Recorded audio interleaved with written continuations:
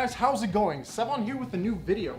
Today I'm going to be talking about the parts that I picked up for the Mini Cooper sitting right behind me. If you haven't seen the video where I pick up the Mini Cooper, you can watch it up here somewhere. So in today's video, I'm going to be showing you guys the suspension components that I picked up for the car. If you recall from the first video, I did talk about how I just threw out a few parts that I planned on picking up in the future, and I have them sitting in front of me right now. Not all of them, but some of the parts that I wanted. I'm going for a budget-oriented build, meaning a bang for buck build. I believe that if you are buying something, you should buy something that's quality the first time and not have to regret purchasing it or having it break on you in the future. Of course, this doesn't guarantee that these parts won't break on me. It's just I'll have peace of mind knowing that I picked up a quality part. All of the parts I've picked up have been under $1,500 total so far. So let's get to it. First up, I have a full set of Koni yellows. It's reflection from the sun outside. The reason why I went with picking a quality set of dampers and springs, and I'll get to the springs in a second, is because those $1,000 to $1,400 coilovers had not so good dampers in it, and dampers are the key component to a proper suspension setup. Now, after all the research I've done, Koni seemed like a reputable brand. There are a lot of people that had a lot of great things to say about this setup for being a dual street and track car. So yeah, Koni Sport Yellows as the dampers, and for springs, I decided to go with Swift Spec R springs to be paired with the Koni Yellows. And the reason why I went with the Swift setup is because it's a linear spring. And what that means is there are two types of springs that you can buy for your suspension. One is progressive and one is linear. What progressive does is it's progressive. First impact is going to be softer, and then it's going to progressively get stiffer. And I wanted something that was going to be more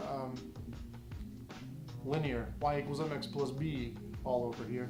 So the linear springs is what you get with the Swift Spec R, and what that means is it's going to react, you're going to get the full stiffness right away, and it's going to be more predictable on a racetrack. Maybe not so predictable on the streets of LA where I might hit a pothole and the car's going to bounce, but that was a compromise I was willing to make for a sporty daily Mini Cooper. So Koni Yellows paired with Swift Spec R springs, and that's not really going to lower the car that much. I wasn't focused on lowering the car. The car is plenty low enough. I'm not a wheel gap whore wanting to make it tinier. Never mind, that doesn't make any sense. Anyway, moving on to the next component. I have here Ireland Engineering fixed front camber plates. Now, a lot of people recommended these to me. A lot of my research showed that this was the way to go for front camber plates. What this does is it's going to prevent mushrooming. The top of the strut tower, that little metal base, has a tendency to mushroom over, and this happens with, I think, all Minis of this generation. So what this is going to do, it's a thick metal plate, and it's not going to allow that strut to really hit up against the frame of the car and have that metal mushroom out. I'll probably overlay some video of me showing you the area that I'm talking about. It's not mushroomed on my car, but I do want to prevent it since I will be tracking the car aggressively, and yeah. All right, so the front camber, going back to the front camber, why I want more front camber. There is pretty much non-existent front camber on this car from the factory alignment.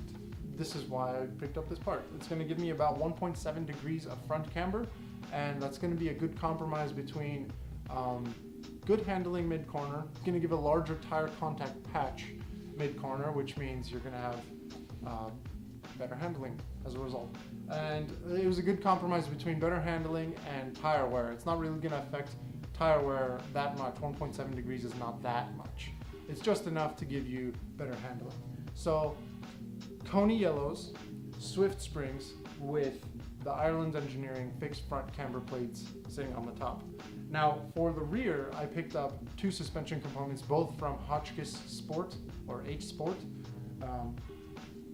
First up is a 19mm solid rear sway bar, and what this is going to do is it's going to make the rear end it's not gonna make it come out, it's gonna make it easier for me to swing out the rear end and behave not like a rear wheel drive car, but less like a front wheel drive car, if that makes any sense. And that's mainly because this is a front engine, front wheel drive car. Rear sway bars are a common modification, I think, for making the rear end come out a little easier.